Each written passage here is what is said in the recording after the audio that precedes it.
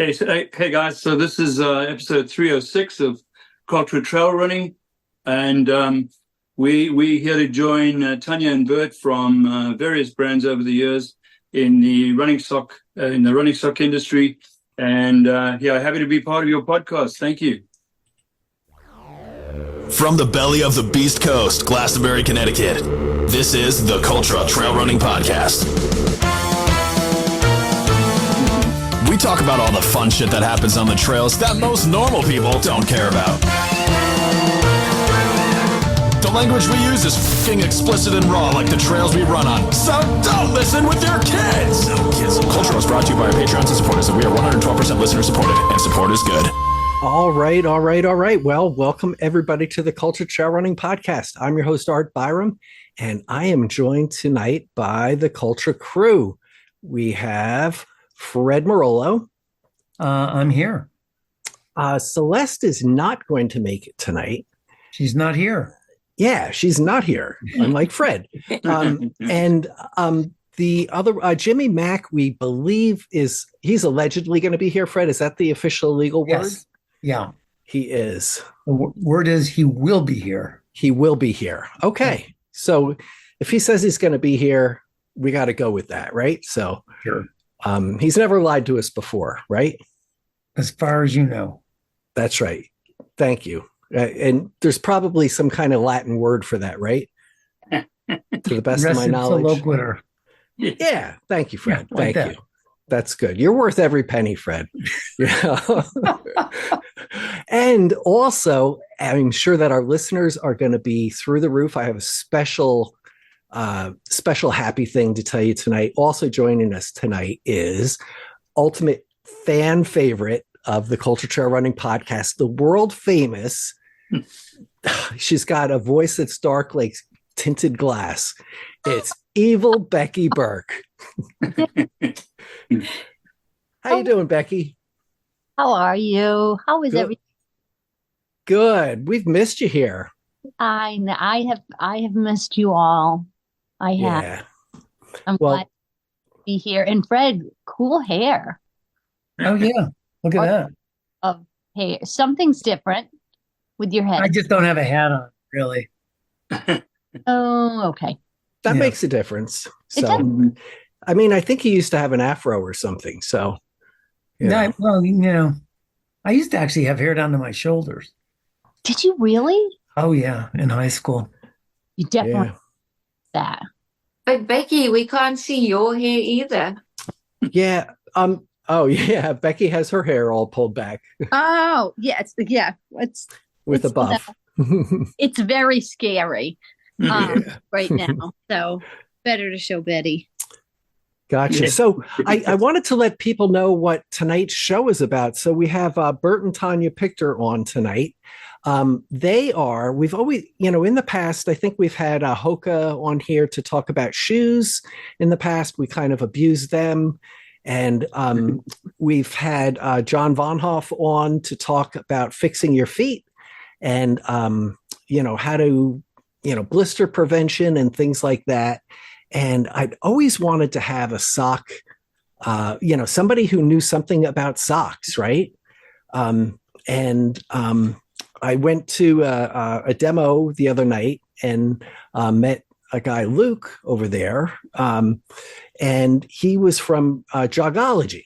And I said, Jogology, I don't know too much about that company. But then I found out what Jogology was all about, and that it's basically I was told, and this is how the person in the store sold it to me. They said, imagine if Balega and Features had a baby. And if they did, it would be Jogology. So now, Bert and Tanya, you guys originally, it was your company, right? Balega was your company. Is that correct? That's correct. Yeah.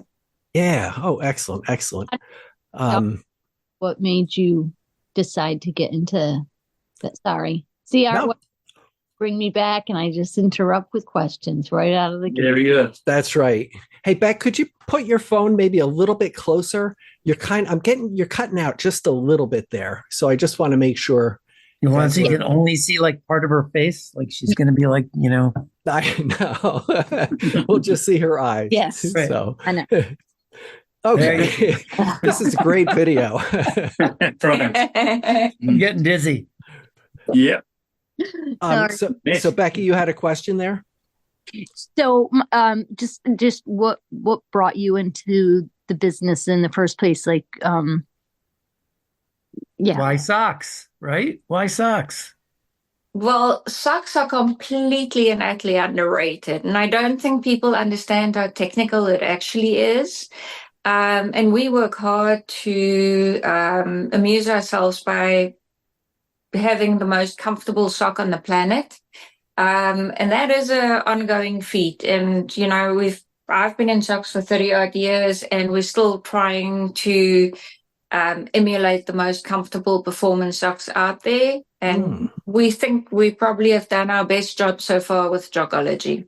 Yeah, I think just to get back to what brought us in here, we basically started this journey in South Africa. Tanya was in it before me, but I was in textiles, and before that I was an economist and a lawyer. And Tanya, before she became a sock designer, was a marketing and PR executive. So yeah, we came from various backgrounds. We just happened to stumble into the same place at sort of like just similar times, but she was there before me. And it didn't only create a brand called Balega, it created a union, which goes back some 25 years now. So we've been doing this for a while. We've been doing it for a while together.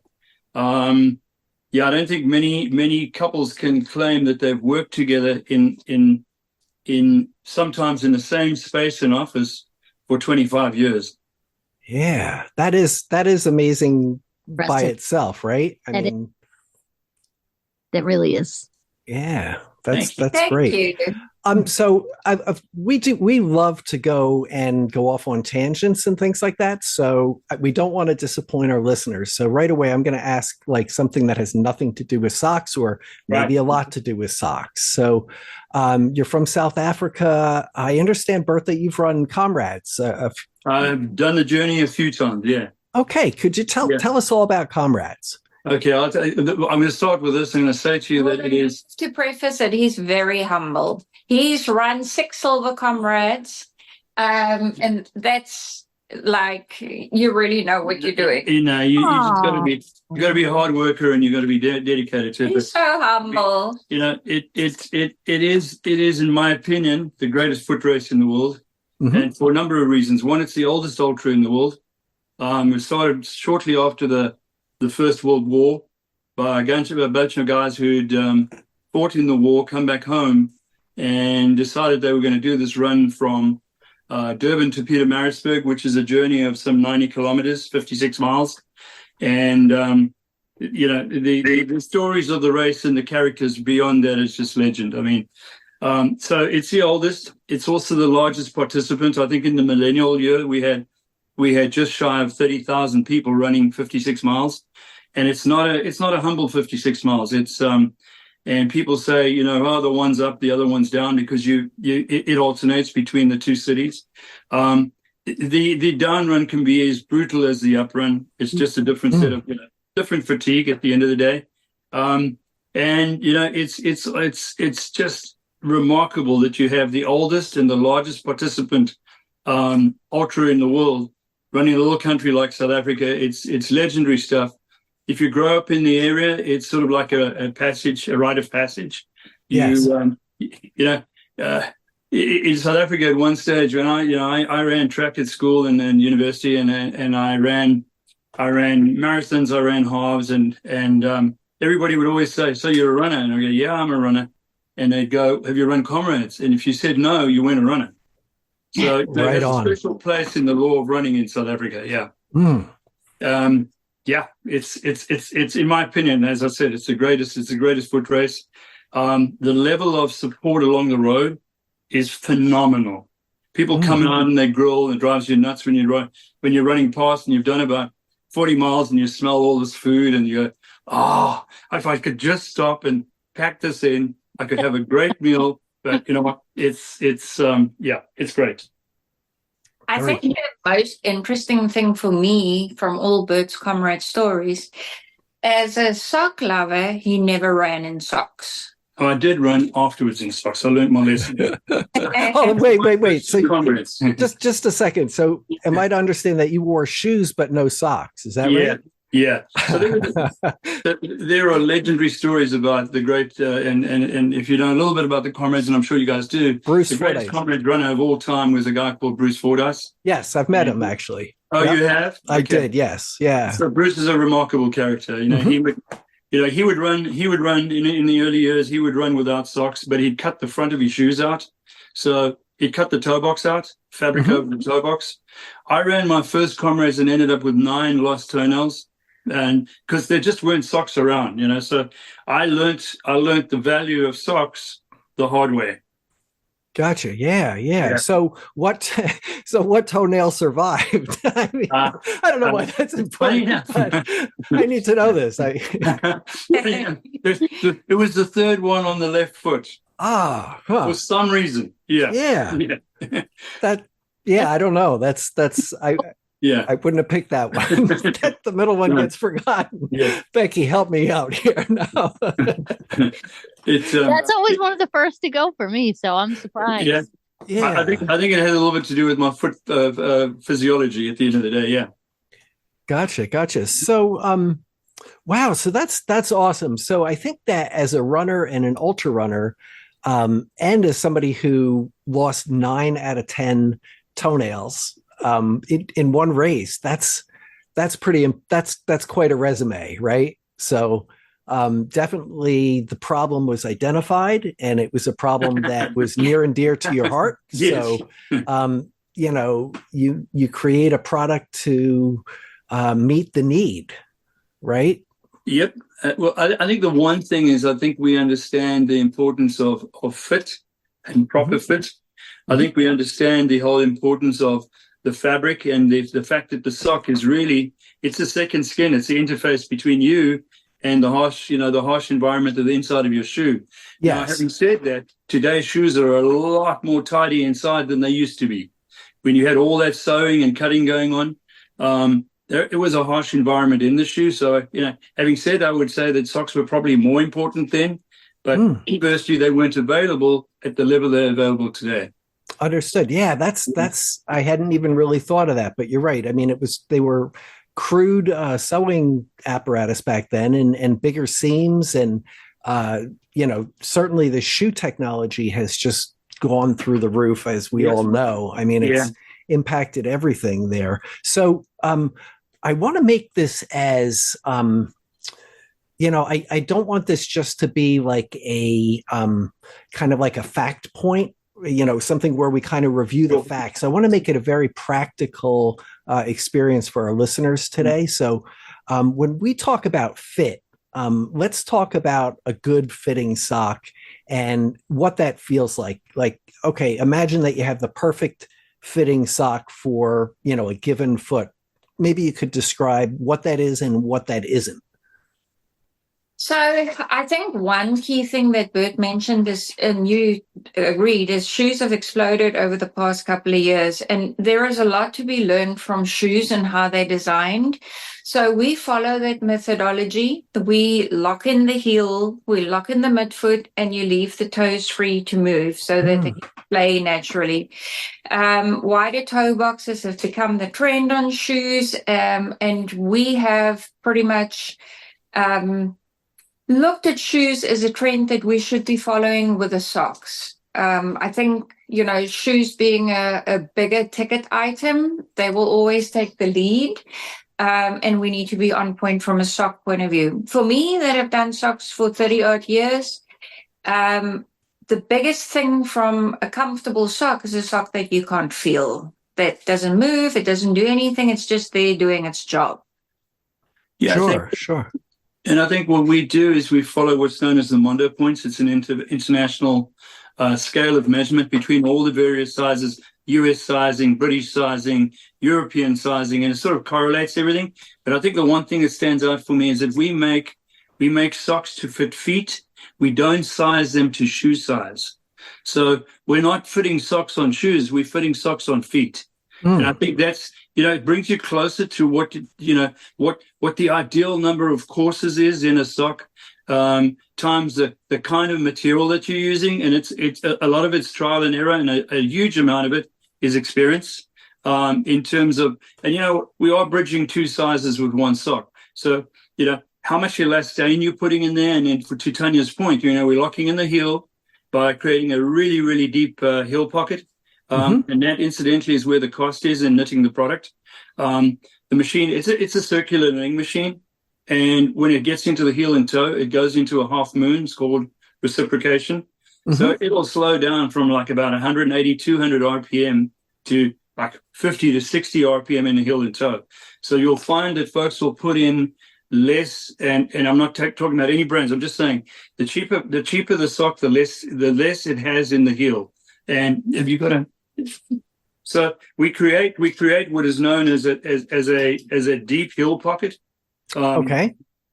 And the way that you do that is by putting more into it. And if you turn that sock inside out, you see what I'm saying?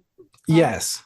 Okay. So you're cradling that heel. If you take some of that out, guess what you're doing? And that's what the cause is of socks moving down. And I always forget what this tendon is called, the one in the front of your foot. As you're running, it's manipulating, it's extending and contracting. So if you don't have enough in that heel, what's happening is you're actually leveraging that sock into the shoe. Vitally I see. It should not move. Yeah. Gotcha. So we're seeing what you held up there. It looks like there's some extra material in the sock, and we don't mean extra layers. What we mean is like a I guess a gusset. I don't know if. Yes, it is. You can call it a gusset. Yeah. Okay, yeah. Sure. Yeah. So there's extra material there that your heel. I found when I put these on, and I have to say, so I got a pair at the demo, and like as somebody who's basically like, although I run a lot, I'm still pretty like lazy, and I love things that are like easy to do. Yeah. So this sock, it has like almost like handles with it, right? So like in the front of the foot, there's the lip of the sock has a little bit of it's raised a little bit, so you can kind of grab it with your fingers, and the heel has the same thing, and you kind of just pull that in there, and it fits on like, your heel sinks right into it, which I thought was great. Yeah. And then it was, I've tried some compression socks from other, from somebody else that I got at a race one time, and they were just a little bit too small, and my toes weren't able to expand.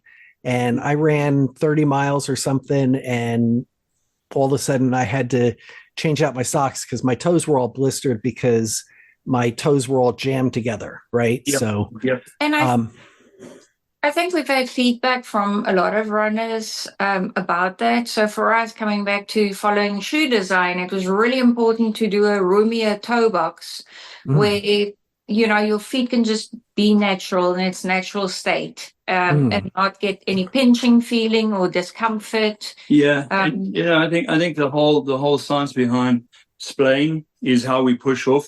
We all push off with our toes at the end of the day, and predominantly with our big toe, which can lead to other problems. But essentially, I think most runners are like that. So if you're binding the foot too tightly, you're interfering with the natural biomechanics of the foot and its natural movement, which we don't believe is a great thing to do. We believe that you need to leave the foot free to be able to splay so that you have a natural push off. Okay. And you're securing it by locking in the heel and the midfoot so that it doesn't move. And that's the big thing against any form of discomfort. You don't want excess fabric in the product, and you don't want it moving, because movement and moisture results in blisters. And that would, nobody can avoid that completely, because we can't cater for everybody's biomechanics. You don't know about the shoe, but the one thing we can do is to stabilize that fabric on the foot so that it doesn't move. And it then really forms the interface or the second skin between our foot and the inside of the shoe. Gotcha. So, Fred, I want to ask a question. Yeah, I want to hear. I was wondering, Fred, if you had something to, any thoughts on that, or what you kind of look for in a sock. I run in so many different socks. I mean, I started off in like cotton tube socks back in the 70s, right? Yeah. Mhm. And cotton socks, no, they retain water and would get bunched up, and they didn't even have a heel, tube socks. They had no heel. Yeah. So that was a no. But I just was making notes while you were talking. Brands that I've used Dry Max, Smart Wool, Farm to Feet, Swiftwick, like probably like every other one that you could imagine, and some better than others. I'd be curious as to what materials you use in your socks, because, and before you answer, Dry Max, when I first started doing ultras, was the thing, and they were really expensive. They were over $20 a pair. Wow. For their like top of the line ultra socks, and they always felt like they had kind of a swampy feel. Like after your foot would sweat, they felt like they retained a little bit of water. And I really didn't like that feeling in my shoe on a hot day, that my foot was surrounded by a damp sock. And I think that that's really not ideal for blister prevention at all. You don't like that, Fred? No, I don't like that. It's like somebody's licking your foot. I mean, yeah. So I like the Smart Wool better because it seemed to wick moisture away from my foot more, and Farm to Feet's also a wool blend. But like I said, I'd be interested to know what you guys are using. I think what's really interesting is, a select group of people love the natural fibers like merino. I think a lot of people like it in winter. It's very seasonal for them. It's not always an all year round product, but yet it's a phenomenal performance fiber. So if you look at merino wool, the only thing about it is it has these little barbs that stand up. If you put it under a microscope. Put it under a microscope, and if it gets wet, these can irritate your skin. And some people say that they're allergic to wool. It's not really an allergy. It's just the irritation of those little barbs. So when we made what we call organic fiber socks, with the previous brands that we had, we would use a combination of our moisture management polyesters twisted with mohair. Now, mohair is a celluloid fiber. It's like, and I always use the analogy, the wool is like a fish. If you rub it one way, it's going to be smooth, but you come the other way, you're going to bump up against the scales. Mm-hmm. That's sort of like synonymous with what a wool fiber looks like. If you look at a mohair fiber under a microscope, it's slick. You can rub it both ways, so it's got the lowest coefficient of friction of all organic fibers or natural fibers. In Jogology, we use modified polyesters. In other words, performance polyesters. Now, polyester, of its own accord, is a very, very good performance fiber in the sense that it pushes moisture away. Mm-hmm. So when I say pushes moisture away, it doesn't repel it; it moves it. So the whole thing of moisture wicking is, if you put you take a bead dropper and you put it on a fiber, if it beads there, it's not a good product, because that's going to stay between your foot and the sock. What you want is, you want it to absorb it and move it away as fast as possible. Now, polyester doesn't retain the moisture, whereas cotton does. 17% of its weight it can retain in water, and wool can retain up to 6%. That's why wool is so much more advantageous to cotton at the end of the day. We love natural fibers, but we base our story on the fact that we have created a unique yarn. And you want to talk a little bit about that, T? Yes. I'd like to just, I'm sorry. Yeah, no worries. To interrupt. So I just want to make sure that I understood this. So you're saying that a polyester, when it gets wet, will be essentially lighter than a wool. Is that right? Yeah, it will. If you wet a wool sock and even squeeze it out, you'll feel that it gains a little bit of weight. But the beauty about wool is it has a residual content of lanolin, okay, which is a natural lubricant. So, you've also got that barrier to the water that's actually repelling the water. So that's what makes it so much more of a performance fiber than, for example, cotton. We use polyester, and I'm not saying that we won't introduce at some stage under Jogology a natural fiber product, but we've come up with, and took us a year to come up with this yarn. You want to talk a little bit about? So we really were dedicated to doing a sustainable story. Not everybody is really concerned with sustainability, but the younger people are. Plus, it's important for us ourselves to have a green journey. So a lot of the recycled polyesters that you use, and I think something in the marketplace that we all know would be like a Reprieve type product. It's a little bit scrunchy. It's not super soft on the skin. And coming from understanding how people put fabric against their skin and how they react to different fibers, we really wanted to make it super soft. So we worked, as Bert said, for about a year to develop the yarn, but we added in a sustainable component of wood pulp, and that softens the hand to where people put it on and they're like, this feels great, it's super soft. Gotcha. Okay. All right. So are you able to quantify how much water these different materials Yes. do you go through an analysis like that as you're pitting one option against another? Absolutely. Yeah. Okay. And I think one's got to be a little bit careful with putting the organic fibers up against the what I would call synthetic performance fibers, because it really is two different worlds. There's a lot of benefit to wool and organic fibers, and there are a huge amount of benefits to synthetic fibers. Being durability, being the fact that it moves moisture away so fast, the fact that it's actually more economically viable and cheaper. And there's a fourth one, and that is that it is truly recycled. You can't recycle wool. And I don't know of anybody that's actually recycling wool at the moment. What you can do is you can grow it sustainably. You can have traceability, and if we were to do it, that's the route that we would go. The sustainable growers, where we have traceability, etc., as to where it comes from. So that's what creates its sustainability for us. The sustainability comes from, they take a bunch of plastic bottles, and I'm stating this crudely. They take a bunch of plastic bottles, they melt them, polyester bottles, they're like Coke bottles, they melt them down, okay? They purify it a little bit, they add some stuff to it, and then they extrude it again. So it has a very definite second life, and it is capable of, like the traceability on organic fibers, it is capable of traceability by a process known as GRS, which is a certified, that the rootstock is then certified that it comes from post-consumer use, if that makes sense. Yes. Gotcha. Yeah.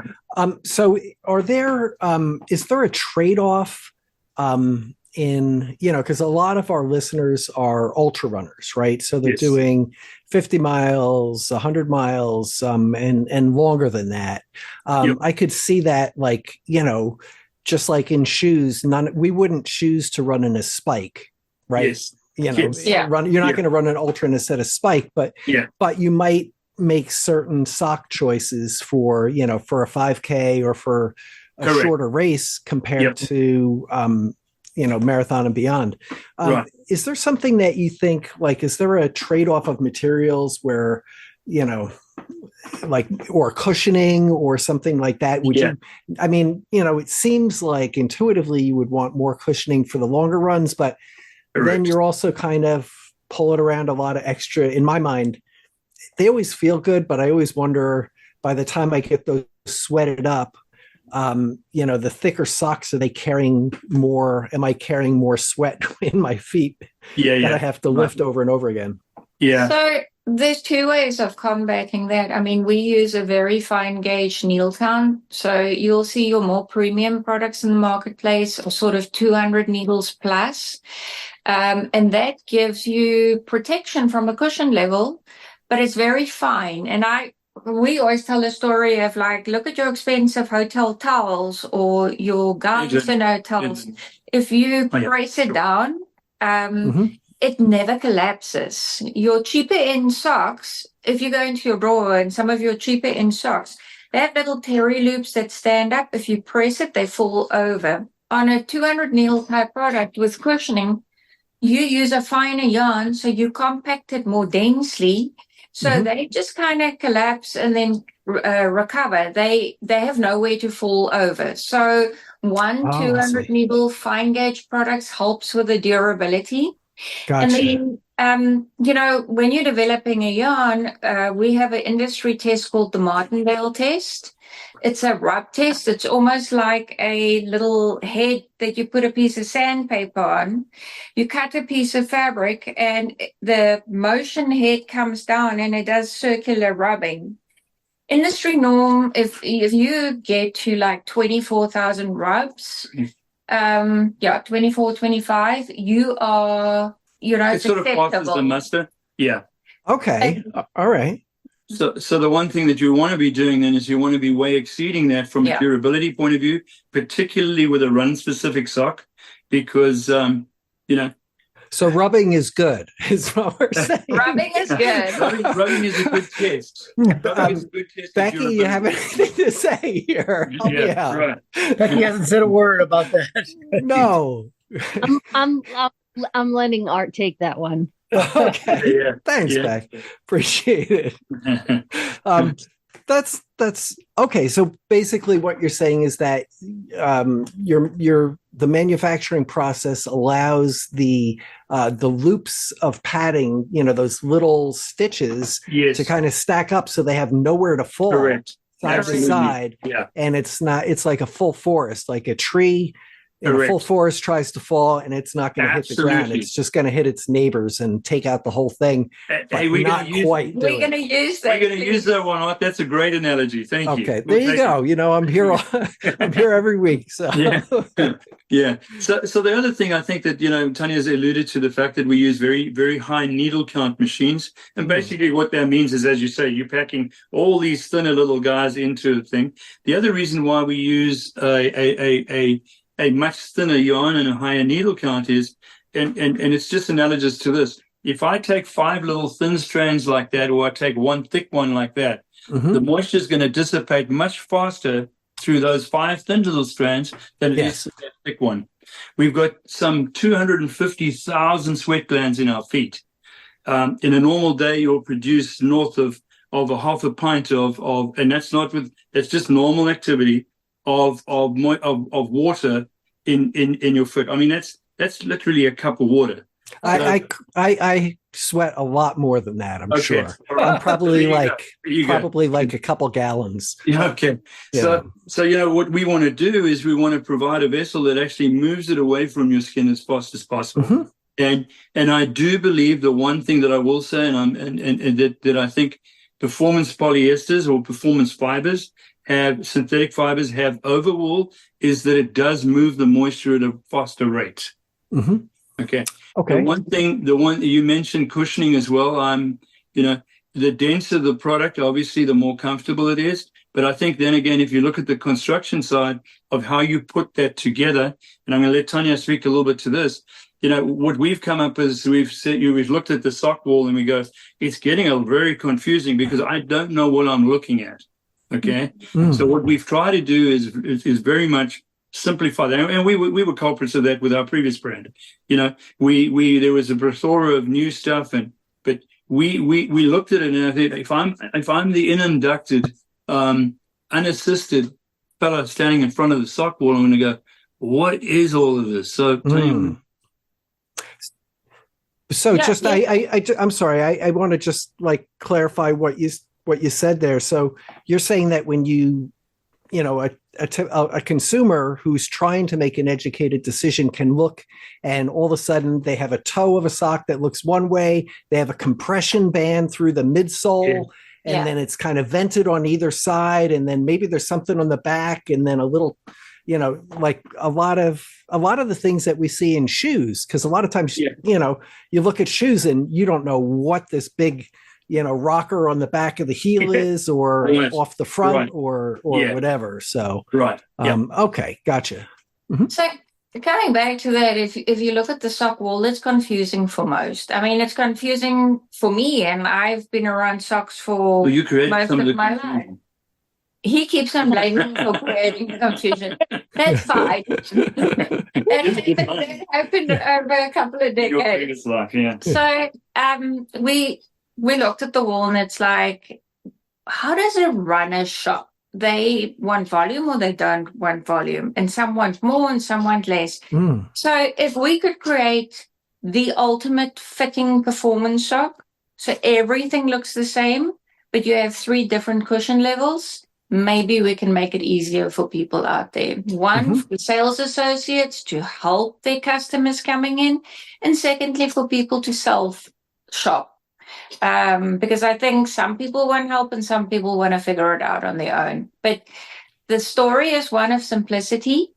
And the simplicity in itself is, it's a simple fit, it's a simple story. It's a very complex product because it's taken a silhouette that is the same across with all the, I use the word bells and whistles that you could put into a product. So they live across all 3 our heights, and what varies is just the level of density in the footbed.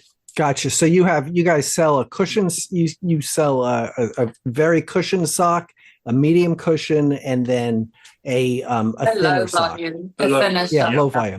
Yeah. Okay, so I think that's what you're talking about is a lot like some people try to use a science tree in order to choose the proper shoe for the individual. Here, stand on this platform, and let's see where the pressure is on your feet, and let's see whether you have a high arch or whether you're a pronator, whether you're whatever you're doing, a heel striker, a toe, whatever you're doing. But in most cases, like, none of that really matters. In my opinion, none of that really matters at all. I mean, you got to find a shoe that feels right to you, Absolutely. Absolutely. So, I mean, would you say the same is true for socks, or are there certain situations where you would want to go one sock versus, a no cushion versus full cushion? I think shorter runs people like a little bit more cushion. Longer runs people go a little bit thinner. That's just general. Other way around. That's just general.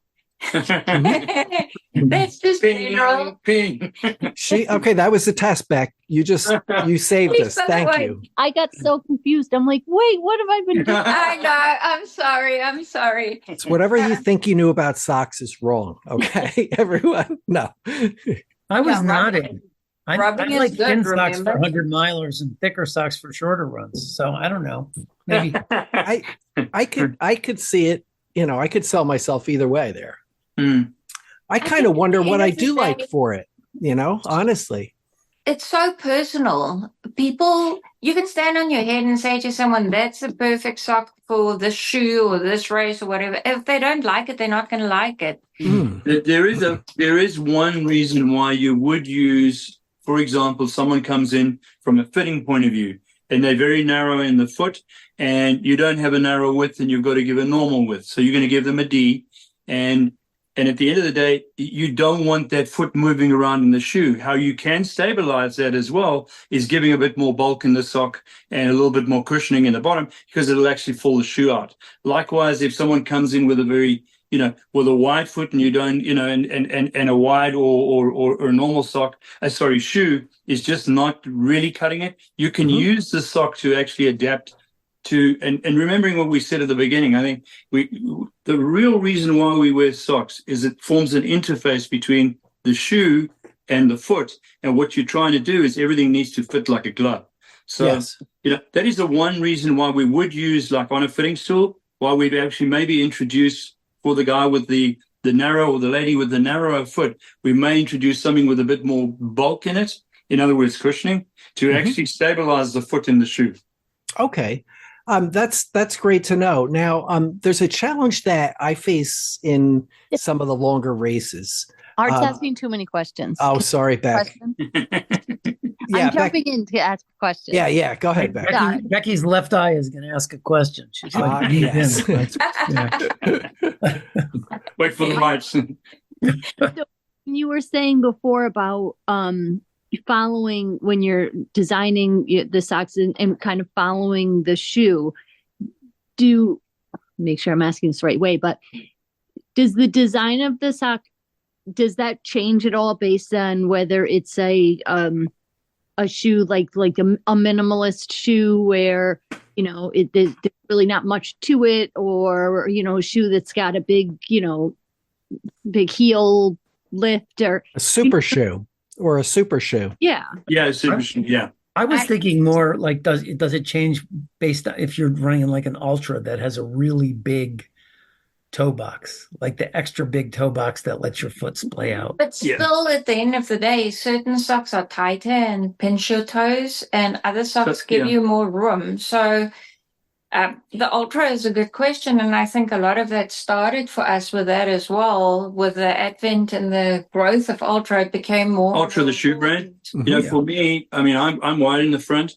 I would still move around a little bit in Ultra, so I like thin socks, but I would probably go for something with a bit of cushion just to stabilize me in the front of that shoe. So, Becky, not really answering your question, but I think for the more minimalist shoe, we at one stage in our previous life, we designed the lightest sock that had ever been made. And it was at the time when that whole minimalist thing was so prevalent. And we went, our socks are not going to work in these shoes. We need to adapt. And so we got the finest yarn we could find, and we lowered the weight completely. And it was literally like a moisture management. It's just a barrier. It was just a barrier, which was sort of like fitted with that whole minimalist thing. So yes, we do take the lead, but I think what where we've come to now is we have 3 different levels of product. Okay. It should fit 90% of the needs of most runners. Mm-hmm. There are going to be outliers everywhere, but yeah. So I hope that answers the question. Thank you. Yeah. No, Beck, that was kind of even in line with my question about super shoes, like whether, I don't know whether you've never done any studies, or have any studies been done to see if like the return with the cushion sock, if that impacts the effectiveness of a super shoe or anything? I'm not aware of anything, empirical, but I will say this. I think if you, and I mean, you guys are ultra runners and you're trail runners. I think, again, I don't know many, I know a few, but I don't know many of the few that I do know who probably opt for a thin choice in a shoe with a bit more bulk. They're normally going for something with a little bit of cushioning. And one of the things that Tanya does is she actually strategically places that cover or the cushioning to cover not just the toe box. If you look at a lot of socks, it just covers the toe box. If you see what she does, is she shapes it along the side so it covers the little guy completely and gives it the cushion. All right. Because if you take the cushion to the front, only a portion of the little guy is covered. Okay. Yes. Depending on how pterodactyl like you are with your toes, you could end up with a little guy being completely exposed. Yeah. And then she brings it over, the metatarsal and the big toe as well, just to give that some cushioning on the side. So, they're thoughtful things, and goes back to Becky's question. There are thoughtful things you could put in, but there's a limit to how much you can do. It's at the end of the day, it's a sock. It is, but what you can do to the shoe. It's a shoe, Right. Hey, somebody's got to look out for the little guy, though. And you know what? We appreciate that, right? Yeah. Oh. So what is your not? I've never worn this kind of sock, but as you're talking about with display of the toes, do you have a thought on socks that have like each little toe insert? It's very personal. It's very personal. We won't go there because, we've been producing socks and we have a belief of how to produce socks. And I think I'm going to use another analogy, if I may. Okay. Yeah. We have a dear friend. Okay. And she used to be a really, really competitive runner, and she runs in, the old Vibram 5-finger thing. Yes. I just can't get my head around why I would do this and force my toes apart and create all that extra, what I would say, extra risk and I'm not making an analogy to the sock. I'm making the analogy to the shoe in fairness, that it unnaturally splays, in my opinion, would unnaturally splay my feet. And if you've got feet like mine, it's like wearing flippers. It's going to be there wide. So I'm not sure that I buy into the whole thing where you actually Because here's the thing: how do you cater for the length of that to actually fit everybody? Because our toes are so variable in terms of even our individual toes. Tanya's toes are much longer than mine, for example. So we wear the same Much sock. more beautiful and painted. Absolutely. I'd have room at the end, and she would be, it would fit for her. So yeah, I'm not sure, Becky, and I'm not knocking it. I just say for me personally, I'm not sure it's for me. I know a lot of ultra guys swear by it, and yeah. It's almost like talking about politics there, right? Yes, it is. And we said we're not going there, We're not doing that. Gotcha. Becky, what are you saying, Beck? I appreciate that because I've never worn those kind of the socks that go around the toes. And I think a big part of why I haven't is that it looks, for me, and again, I haven't worn them, but it just looks like it would be very unnatural. Like it's putting my toes into a position that they wouldn't automatically. An awkward position. Yeah. Very awkward. Little separate bags. Yeah. That's right. Back in my toe. Right. The one thing I have to say about that, this is like, my experience has been is that I liked them at the onset, right? To throw my, because I thought that it was really helping me out as far as preventing blisters and things. But I remember I ran Chattanooga 100 and in the middle of it, like probably 80 miles in or something after running in the rain all day, I got blisters with those toe socks. So I stopped at the aid station. I had them lanced and I went to tape them and then try to put them back into the socks with tape on. And I had to do it because I had no choice. But it was not an easy thing, and it cost me a lot of time just trying to get all that together. Trying to get the toes back into it's like putting the the hot dogs back in the package. You can't. Yeah, and they were hot, right? Yeah.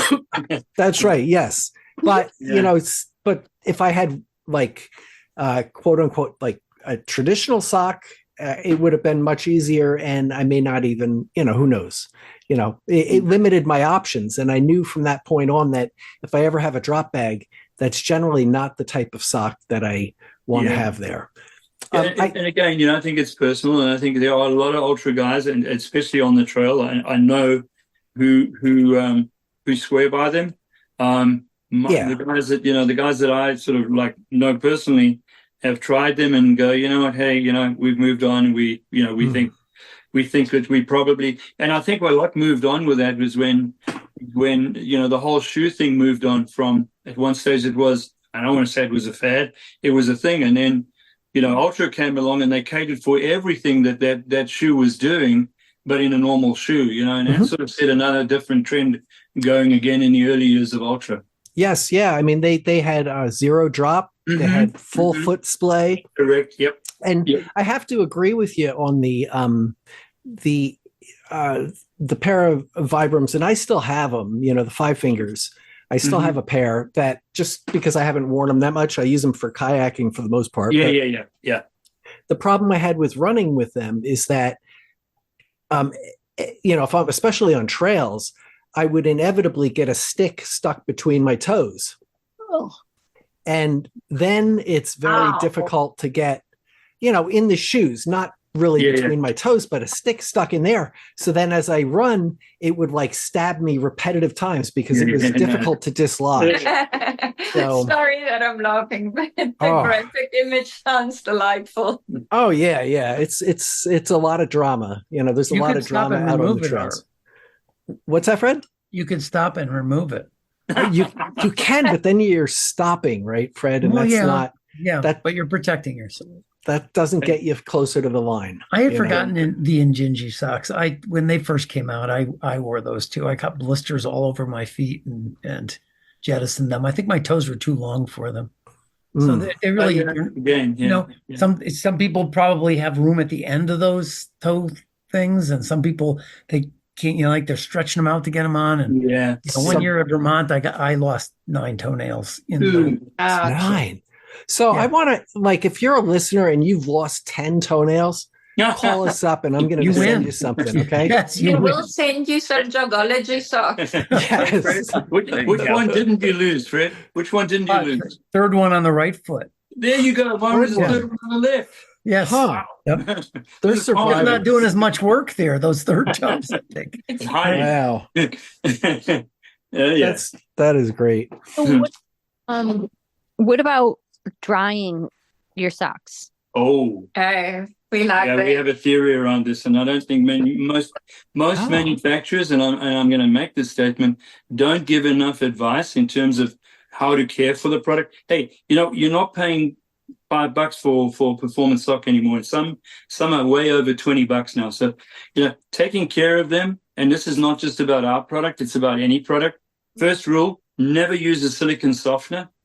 Okay, a lot of people will just chuck them in the wash and use a silicone softener in there because it smells good and it feels good. Something What like silicone Downy, does- like don't use Downy. No fabric. Don't use Yeah. Downy. Yeah. No, I Okay. wouldn't use Downy, okay? So here's a reason. I'm not saying Downy has any silicone in it, but in years gone by, a lot of these softeners had silicone in because that's what gave it its nice soft feeling, all right? So what that does is it just clogs up the fiber. The fiber needs to actually be open to actually move the moisture away. So if you're coating something, it's just lying on top. So you don't want to be doing that. And I'm not making that statement of Downy. I don't know what the composition of Downy is. Yes, I don't either. But that doesn't stop us, okay? We're not Yeah, no, disparaging so- their fine products, are we? Yeah. No. We The use heck with them. Downy, so She uses Downy and drives me nuts, okay? And this goes for any of your performance fabric. I mean, whether it's a t-shirt, your running shorts, we really shouldn't put them through a process of using a silicone softener in the washing machine because it impairs the natural ability of the fiber to actually do its job.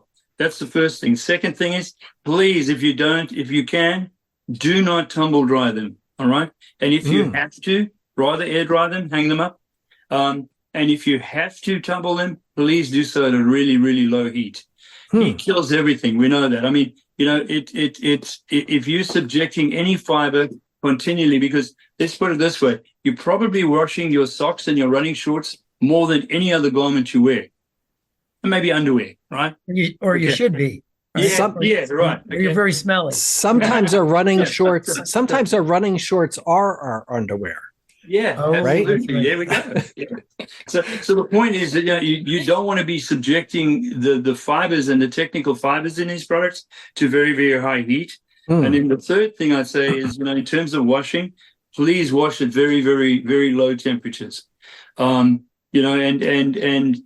the trick I have another little thing I always say is when you take your socks off, you basically are invariably, some of them, one ends up inside out and the other one ends up the right way around. Just turn them inside out when you're washing them. Okay. Because you're actually, when you're washing, you're actually abrading the fiber a little bit. So you're raising the fiber so it becomes a little bit softer. You want that softness on the inside and you don't want that on the outside of the shoe. So on the outside is where you're going to actually abrade it and you're going to break down the fiber much quicker than if you do it the other way around. So you're saying turn them inside out. Turn them inside out when you wash them, yeah. Okay, so I'm going to need a note to send that to my wife. I'll send you one, because if she sees me doing that, it's like, can't you at least get your socks set up? Like, why do I have to? Why do I have to turn them? Yeah, right. Okay, right. When you're washing them, you like using warm water or cold? we recommend cold or below 40 degrees and below. 40 degrees, yeah. 30, 40 degrees max, yeah. Okay, is that Celsius or Fahrenheit? Celsius. Yeah. Celsius. Okay. So 80 degrees? 110 degrees, yeah. Below Okay. 110. All right. See, Look at that. I just saved millions of socks just in that one comment right there. Yeah. Yeah, you don't want to subject any performance fabric. It doesn't matter whether it's socks, our socks, anybody's, and whether it's your performance, your running shorts, your running shirts, or whatever it is. The trick to preserving them longer is not to subject them to extreme heat in washing or drying. Drying is worse. Okay. Drying is worse. All right. I think the question is, would you tumble dry your Running shoes. Lululemon $200 and something top? Probably not. Let's go to Becky, I right? can't afford that. I mean, So, Becky Tanya, Burke, so sorry. I don't have to worry about that. Yeah. Unless they have it at Marshall's for like, $30. Then I might. Yeah. So it's when you're washing, no fabric softener. Yep. Ideally use cold water. Yep. Or warm. For drying. And when you wash them, always wash them inside out. If you can remember to do that, that's not essential, but it's just something that I would recommend. And then when you dry them, air dry them. Yes. Air dry or line dry. Yeah. It all just helps to prolong the life of the sock. And I think more important than anything, the efficacy of the fiber so that you get that moisture wicking. And the elastane. So elastane is covered in a sock. You have elastane that is very fine. And that's the rubber band that gives it its snap and its stretch, which helps it fit. If you subject that and it's not rubber, it's actually it's elastane. It's a man-made fiber. It's not rubber. But if you subject elastane to extreme heats too often, it does tend to break down sooner than if you treat it gently. Gotcha. Okay. So Becky, it's basically like when you were in high school, if you had a wool sweater, turn it inside out. Yep. Wash it on a delicate cycle and then lay it flat to dry. Absolutely. Treat it like your delicates. Yeah. Like your delicates. There. That works. Yeah. So if you're doing all those things with your socks, do you feel like there is a lifespan for the sock? Yes. Like yes. With the shoe? Mm. So here's the deal. I mean, I don't know what your theory is. My theory is, depending on what style, what surfaces you're running on, and what sort of pace you're running on. But we'd probably change our running shoes 350 to 400 miles. Every 350 to 400 miles, we change our running shoes. So for me, if two pairs of socks last the life of a running shoe, and they should and will last longer than that, I think that's probably, and we don't plan things to obsolescence. We actually plan them to last. With our previous brand, people used to say, you guys make these things to last too long. And, from a business point of view, obviously that's not a great idea, but we genuinely try to engineer our products to last a long time. And, I've got a pair of our current socks, our Jogology socks, that I've worn probably now, 80 times. They don't look great. They don't look great. They look a little bit gray, I'll be honest with you, because they're white. But honestly, there's absolutely nothing wrong with them. I can put them on and go for a run, and they give me the same level of protection as they did when they were new. They don't feel as great. They don't feel as great, but they're still there. Okay, this brings up a question. You're going to run a 100-mile race. You buy a new pair of Jogology socks. Yes. Put them on out of the package or wash them? Yes, you can, because they're all washed. Everything, they're all pre-washed. Okay, and there's a reason for that. It's part of the manufacturing process that we wash before we steamboard them, and the steamboarding is what gives them their shape. But we'll wash them before that because it brings them down to their correct size. It contracts the fiber to where it should be. Yes, and actually, Bert. It gets rid of any excess oils or things that might have come through the machine. On the machine. I thought that Bert wore every pair of socks first before you send them out around the door. The house. Wear them around the house. Right? No, before they go to market, I wear them. Yeah, but not before you get to buy them. He wears the sock and then I toss it into the tumble dryer. Yeah. That's right. Wow. So I have a question for you now. Like in sock headquarters, there's like a picture of me, like on the most wanted list there, because I'm like the guy who's been convicted of abusing socks, because I've been known, and some people think it's excessive, but during some races where my feet are excessively wet, maybe, jungle conditions and things like that, where I tend to use a lot of Desitin and other foot lubricants on my feet. Yes. What impact does that have on the shoes, or how do you? I don't even really know how you quantify that, because I'm sure it depends. Is the answer? But we used to. I mean, on all my longer ultra runs, In the early years, we used to use plain old Vaseline between your toes just to give them some. I think obviously, it's gelatinously based. It has an element of I guess if it's water soluble, no problem. But there are elements of that will get onto the fiber that will impact the efficacy of the fiber. But if you're using oil or something, yeah, obviously that's gonna completely like Desitin. Yeah, correct.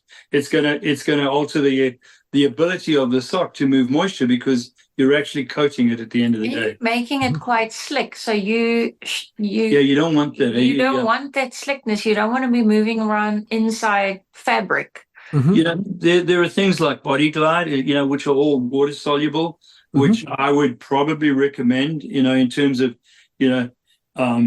using something like that rather, because I do believe that you've got to put a little, especially for the long runs, you've got to put something that's going to also help dispel the wetness, and give you an element of lubrication that you're not actually sticking on your toes.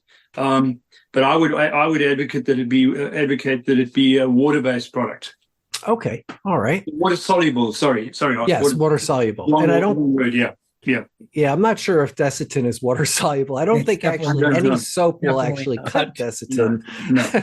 So, and then I've had many people who have contacted me requesting that lots of times when you're out running, socks get sacrificed for other uses. Yes. So there's been like a movement out there where people have been looking for socks that are sold in 3-packs instead of 2-packs. Yeah. I didn't know if you guys had ever considered that as a marketing idea or something like that. We've had that thrown at us over the years numerous times, and people always say that the washing machine, and it's probably a fact, I don't know where the socks go.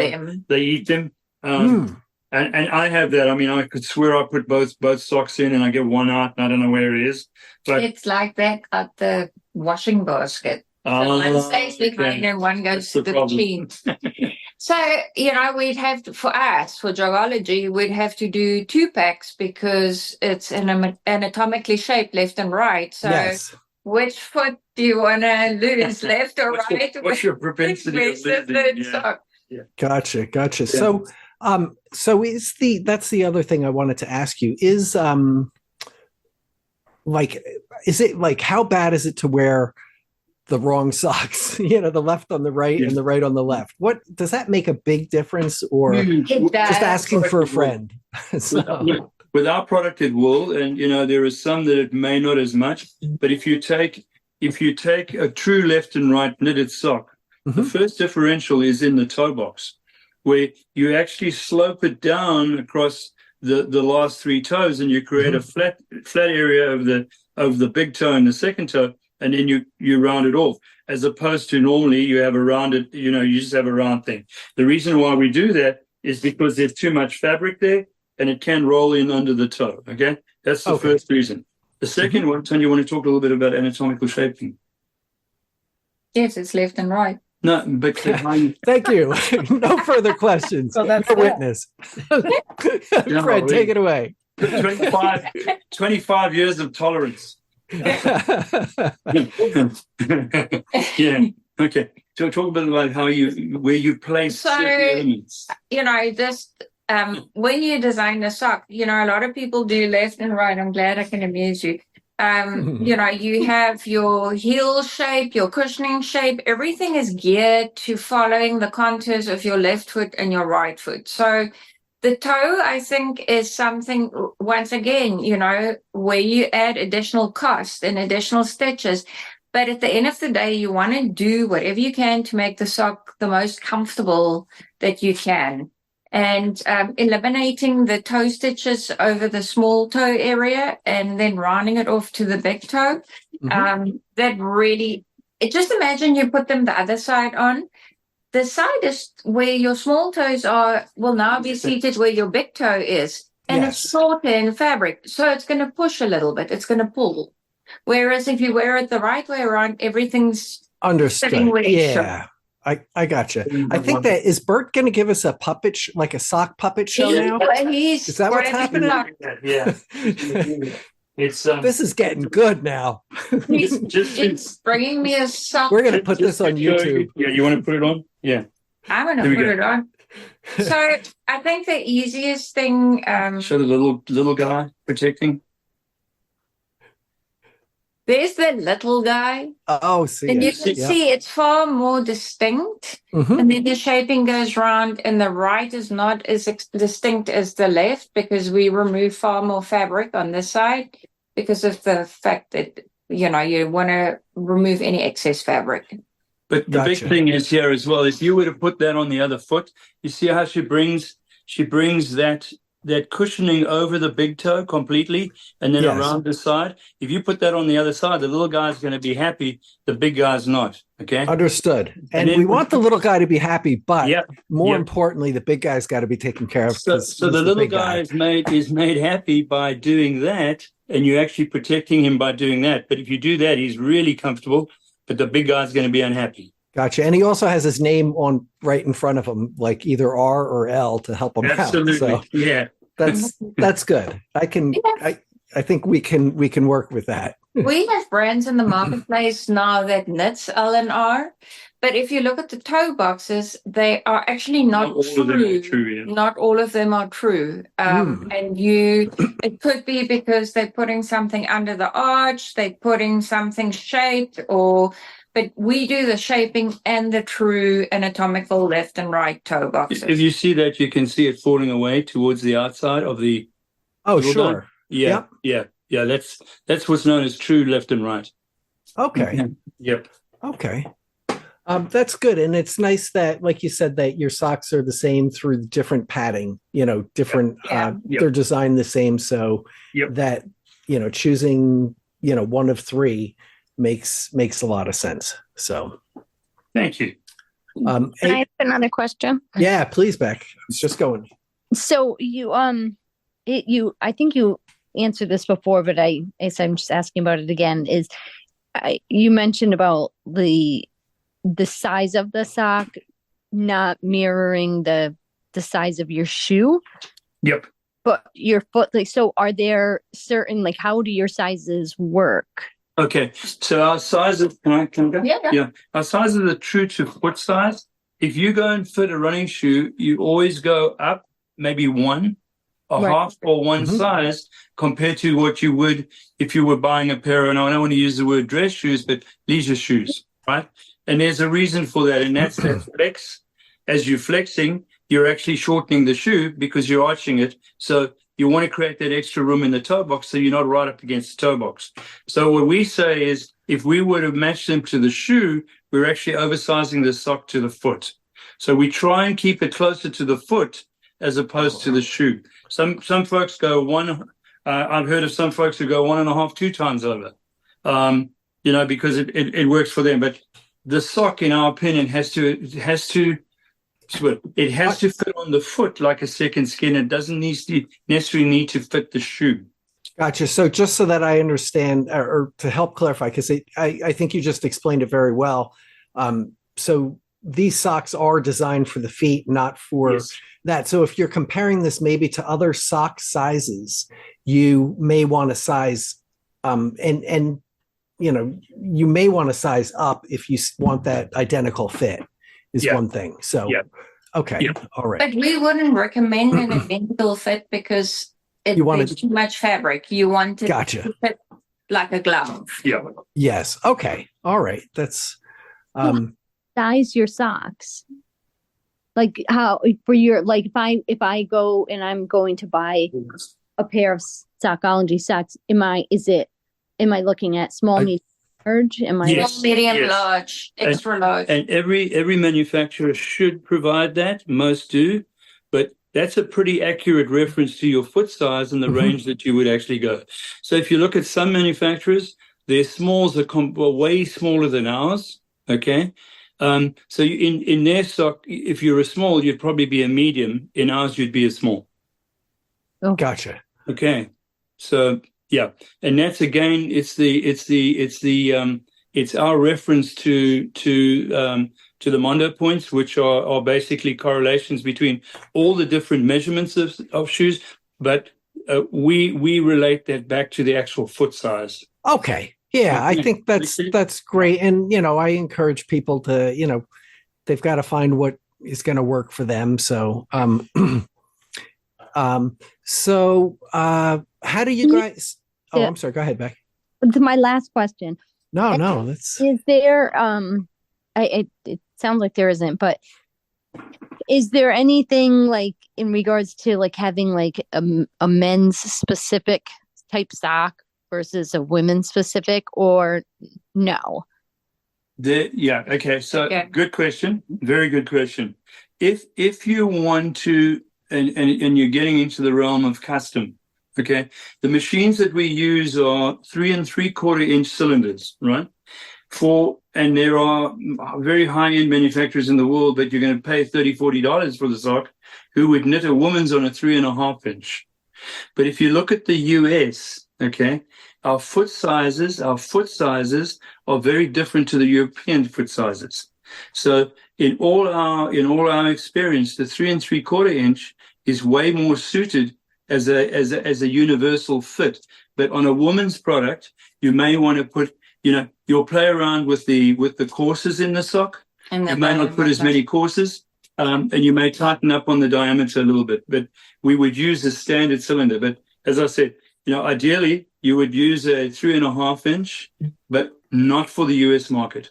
Gotcha. So do you sell, excuse me, do you sell a sock for women and a sock for men? No, it's woman specific colors, but even that's not really a thing anymore. Gotcha. Okay. If you like whatever you see, that's your choice to wear. Okay. I think our retail partners as well, they wouldn't, because what you would have to do is you take almost your entire line and duplicate it, but for 2 or 3 women's colors, because now you would have a women's fit and a men's fit. And I'm not quite sure that our retail partners would have the appetite for additional inventory. In this country. It makes a lot of sense. I mean, I don't know, Becky, how do you feel about that? No, I think it makes sense. There's definitely things that I'm different products where I'm really glad that they are like, women specific, men specific, but but socks are not one where I'm like, oh darn, I think, when like hydration vests and stuff like that, once those became like men specific, women's, that was huge for me because, obvious reasons. The shape of a woman and a man is often quite different. So, so that I think that makes sense. And I can imagine that if you did from what you're saying, that if you had a women's specific and a men's specific, it would also raise the cost of the sock quite a bit. Yes, it would. Yeah. Yes, it would. And it's also an inventory holding thing for the stores. At the end of the day, it's I don't know, if you're going to a store now and if they're carrying every single color of everybody, it's a plethora, it's a whole wall of stuff. You'd virtually double up on that if you had, specific sizing as well. Having said that, when we look at, for example, when Tanya does the sizing on a small sock, it's more biased. It is totally biased towards women, all right?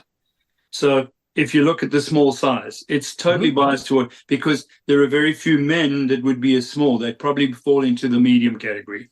And then if you look at the bigger sizes, like the large and the extra large, that's very much more biased towards, a men's size foot. We go up to a 13 and 14. Honestly, we've encountered guys that are way bigger than that. And talking to you, Basic. Yeah. Not a handful, a lot. Yes. But it's very difficult to cater to everybody's needs. Gotcha. Awesome. Yeah. Very good. Fred, what are you thinking? They have pink socks, but Yep, we do. Do you like pink socks? Pink's nice. I like pink socks, and I cannot lie. Yeah. We have lots of pink socks. So XL says 12, men's 12 to 14. Those are US sizes, I guess, right? Yes. Correct. Yes. Yeah. My friend Big Steve probably couldn't fit in that. I don't What know. size is he? I think he's a 15. I think he's a 15. Yeah. We just recently did a fit with some of our store associates, and some of the young guys have big feet, and we put someone with an XL in a 15. Really? Yeah, and I haven't seen that. they were very, very happy with the XL. Okay. And we don't recommend it because it's not sized for that. But with all the elastane in it, it does give you a little bit of forgiveness. Okay. The low cushion ones only come in the no-show height. Is that right? Yes. Okay. At this stage, depending on how we have just Tanya's introduced a quarter. You want to talk a bit about it? Yeah, we had a look at, because the story, once again, is one of simplicity, and we don't want to roll out 50 million styles. The medium cushion is sort of the most common or the most popular, loved, selling profile. So we put the quarter into a medium cushion. I think as the brand grows and as more people get into the product, down the line, because the story is some of cushion level and not necessarily heights. We will be looking at offering more skew heights than just what we're doing at the moment. Okay. Oh, that's great. I have to say, because I think that I do. I've always run in quarters. That's and especially on the trails, a lot of times you want just that extra little bit to protect you from kicking your ankle or catching a stick and and things like that. Yeah. Or somebody else kicking your ankle because they they put the bike pump in the spokes, right? Exactly, all that stuff. With me, it's not kicking my ankle anymore. It also starts with an A. I get kicked. Yeah. Very good. So Bert, do you still run now? No, I stumble now. I stumble. Okay. Yeah. Like me. Yeah. Like me. Yeah. It's a progression of running. It'll come to you. Yeah. Yeah. It came to me. It came to me all right. After 100,000 miles, it came to me. Yeah. So stumbling is the new running for me. I like getting on the bike. It's a little bit more gentle, but I must say, with all the miles I've done over the years, and I've been very blessed. I haven't ended up with any injuries of anything that ache, any aches or pains. I've got friends of mine. In fact, Luke, our partner, he's battling with his hip now. He's battling with a knee, and I've been blessed with that. I mean, I've run so many ultras, and I've survived. I'm a survivor on that. So, but the stumbling works for me now. Running is I got to the point where, and I think this is a sort of a line we all cross, is you realize you really have the heart still to run the pace that you used to, but nothing else wants to work, in line with your mind and your heart. So that's when the stumbling sort of arrives. Gotcha. But you know what? There's always, I think that's why it's important to be well-rounded and, and to enjoy life no matter what you're doing, So if it's, I run with a group of people who are mostly retired. I think, about 20 people. And I think I'm the youngest one there, as a newly retired person. Cool. And, but, some of them walk and some of them, on occasion bike. And a lot of them, go out and do like a run walk or something like that. And others just go out and do 8 miles still in their, in their late 70s and stuff. But that's incredible. Everybody's different. So but it's to be admired. I mean, there's not a runner I go by and I don't go, you know what, I salute you, because I know what it takes to get out there every day. And also know the joy that it brings that other people who don't do it will never know. That is true. Well said. I like that. Yeah. Hey, so I did see there's a little bit of kind of current events that I saw. I don't know. Did you ever get a chance to run Boston, Bert, or no? No, I did not. No. Living in South Africa, I mean, it's a major trek. I think in my, I call my heyday, I mean, I ran times that would have qualified me, but I never got the chance to run Boston. No. Gotcha. So to get a silver at Comrades, what finish time is that? It's a sub 7.5 for 56 miles. Wow. Very good. Nice. It's That's a good time. it's around a 5-minute K consistently to get in under the bell. Yeah. Huh. And That's amazing. Good for you. Yeah. Yeah. But you look at the guys that are winning winning that thing, and they're doing 5:20. Well, yeah. For 56 miles. It's just incredible, And you get the girls now running in sub 6 hours. I mean, it's phenomenal. It's phenomenal. Yeah. Very good. Yeah, I guess Camille did very well there. And yes. Yeah. I think I'm talking about maybe trying to get there next year. You will not regret it, honestly. Yeah. It honestly is a journey of a lifetime. It really is. I get emotional when I think about it because it's, I know every single bump in the road, and people tell me how should I run the Comrades? I go, how not to run the Comrades? And that is that you need to dominate the middle of the road because there's an immense, you're not only battling with the gradients both up and down, you're battling with the camber of the road. It's all old country road. It's potholes. So, the trick to running Comrades is to hog the middle line, because at least you're running on the flattest part of the road. Yeah. That's money right there. That's worth the price of your appearance fee, right, Fred? Would you say? Right? That's great, huh? And how? I'm sorry. One more time. Did you say you ran that like more than 6 times? Is that right? 5? Yeah, 6? yeah. No, I've done 8 of them. I never got back to do the other 2. It's a big regret. I always had so my dad ran Comrades once, okay, and I always had the dream that one of our boys would actually make the journey with me, and I think one of them may one day, but I think I'm going to be around to be able to do it with him. So yeah. Well, we have something. We have a saying in Cultra, and that's that crewing and pacing is better than racing. Absolutely. So, sometimes if you can observe from the sideline, crewing races and giving support to others is not a bad. It's not a bad gig. You get all the feels without the feel bad. So, and Tanya, who's crewed a couple of times on Comrades, always comes back pumped up that evening. She goes, you know what? I'm going to have to do this. It lasts about 24 hours, and then sobriety arrives, and she goes, what was I thinking? Yeah. Oh. So Tanya, have you done any running, or that's not been nothing worth bragging in this company? So listen, I think running a 5K is that's I think distance doesn't make it better necessarily. I mean, it's just a flavor, it's just a different flavor of ice cream. So I think it's just the beauty of the freedom of movement and just being heavily on the product side. And breathing, And breathing and being heavily on the product side. I've always been surrounded by elite athletes. And, it's a bit intimidating. It is a bit intimidating.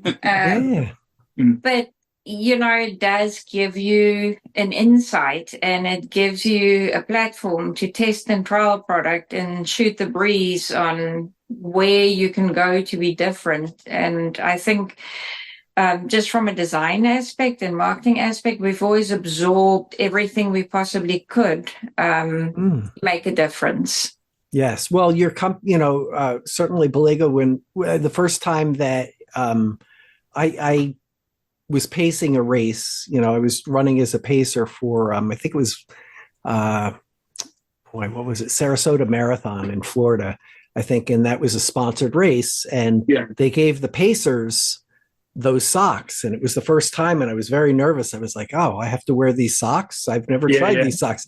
I looked at them and I said, wow, these are cool. And then I got them and I was like, wow, I really like this. This is a special, it's a drastic, it was all of a sudden like, a real sock compared to, the other socks I used, I thought were super high tech, like a right sock, double layers and stuff like that. But that was just like, it's like going from wearing a garbage bag to wearing like Gore-Tex, it was, that's amazing. Yeah. Thank you. And I think for us with our new brand is, everybody was watching what we did before, and it was a top goal to come up with something fresh and new and and to do different. everything different from the way that we used to do things from a Mhm. construction point of view. So, people say, "Oh, well, what's different?" Well, it's a lot different. You said it.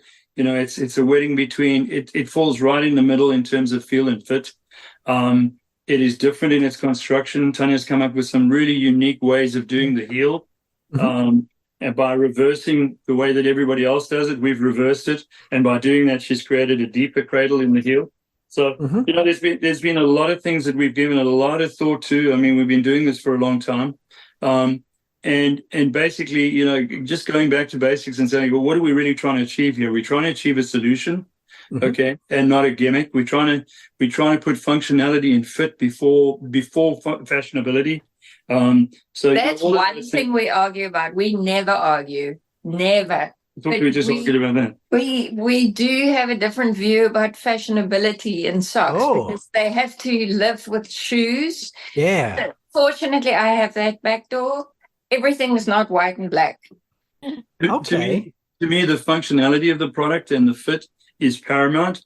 And I understand that you have to have fashionability. Otherwise, you'd only have one color of shoe. But, if the shoe doesn't fit, what's the purpose of having 10 colors? Okay, that's good true. check. It's gotta work, but is it better to, to look good or to feel good, right? Yeah, you got to look sharp. So, We're assuming it fits perfectly and you look good, feel great. Yeah. Why do you have to choose? I think you can say, hey, this is functional, but also fashionable. So I love your style art.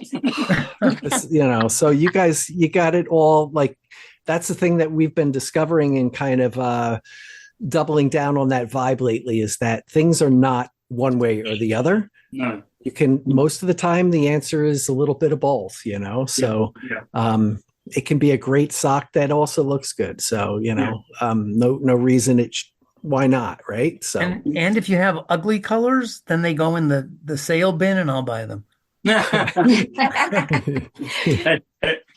I'm so excited to like get rid of all of my socks and to just buy all Jogologies. I'm like, oh my gosh, I can't wear these anymore. Oh my gosh, I can't wear these anymore. These are so old. My heel is just not right. Too less. And I'm like, who's protecting my pinky toe? Come on. Right. Somebody's got to look out for the little guy. Off the pinky. Yeah. You guys, that's why I always have black toenails. Yep. That's right. So, I guess we would say to our listeners, you know what? And here's the thing is that we're not a commercial-based podcast. We don't have, certainly we've had people, I've had men's personal grooming companies reach out all the time looking to sponsor us, and all these other companies trying to sponsor. And, we don't accept outside, outside sponsorships, but we do like to, we're 112% listener supported out there. And that kind of gives us a chance to just, try things and talk to everybody and kind of approach it that way. So we don't have to say nice things about companies that we don't care about. Right? No. Well, yeah, I mean, and that's what gives you authenticity, right? Yeah. Yes. Oh, absolutely. Absolutely. So I guess, though, if people did want to try Jogology socks, I assume that Marathon Sports is going to be carrying them. So they have been carrying them. Yep. You'll find them in your area. They're Fleet Feet Hartford, West Hartford stock them. Marathon Sports stocks them. We've got a couple of other doors up there. I mean, it's and we're growing. We were 2 days ago. We were 1 year old. Okay. Yeah. Yesterday. Sorry, yesterday. Yesterday. We were Happy birthday! Thank you. Feeling very young. Yeah. So and you guys, you're in Boston area stores as well, or Western Mass? Yeah. All the marathon doors. Yep. Okay, very good. And on the website. There's a website. Yeah. Yes, there is. Jogology.com. And if any of your listeners enjoyed anything about the sock lessons, we'd love them to follow us on social media at Jogology, because we try and spread the love and spread some information about good fitting socks and socks in general, just to educate people a little bit more. There's always little tidbits on our social media channels. Yeah, well, it's certainly, I mean, we love to nerd out on stuff. And, like I said, we've had John Vonhof on to talk about, fixing your feet. And we've had, oh boy, I guess we've had. But if you're running Jogology, maybe your feet don't get broken in the foot. Yeah. You don't need like, feet, right? Why? Yeah, you won't have to fix them because they won't be broken. Go upstream. Get You still need a good pair of shoes, though. Just let's, we're not making any claims here. Yes. Well, yeah, everybody, I mean, let's face it. The truth of the matter is that, like you said, not everything's not for everybody. So, yes. You know what? You give them a try if, and, they may be the right sock for you. It certainly looks like, they felt comfortable when I've, the couple runs that I've used them so far. And they may be a good sock for you, especially, like I said, I think if you, they've got everything go. You've thought of a lot of stuff. We can see that it's, it wasn't like, it's not your first time at the rodeo here. So yeah, and we've made socks, and we make socks. So at the end of the day, we know, we know the process is a very complex process. We don't hand it over to someone else to do, and I think that ownership makes it even. We put our experience in terms of of our use of the product into how you make it. And I think that's pretty unique. So yeah. Very good. Complex products. Yeah, excellent. Well, Fred, do you have any closing arguments? I was just busy following them on Instagram. So now there you go. Thank you, Fred. You're a star. Thank you, sir. You're so welcome. Hey, Becky, did you have any? Well, I need to get an Instagram account now. Oh yeah. Maybe this will be what pushes me to finally get an Instagram account. I think Becky, all your friends are there, Becky. They're all there. Yep. If you just show the video of that you filmed tonight, like your feed here, like the pictures of the ceiling, the pictures of the wall, it's like, oh my gosh, it's all over the place. I had to stop laughing several times during this episode because of that. The funniest thing was that my glasses, I can't completely see the screen with my glasses on, and when I do get a look at it, I'm like, sweet Mary Jane. So I have to I move the phone just so I don't see myself. I'm like, oh gosh. Okay, because every time you were talking, we were seeing the ceiling or the windows or something. A banister. Yeah, I was doing that so I didn't have to see myself. Okay. Oh my. Yeah, sorry about that. No, that's great. So Bert and Tanya, thank you so much for spending the time tonight. Really appreciate it. Yeah, I've learned so much. I'm really excited. I feel like I knew nothing before. Thank you. Oh, you're welcome. So to all of our listeners out there, if you've made it this far, of course, seek professional help. And we will see you all in a mile. Mile and a half. All right.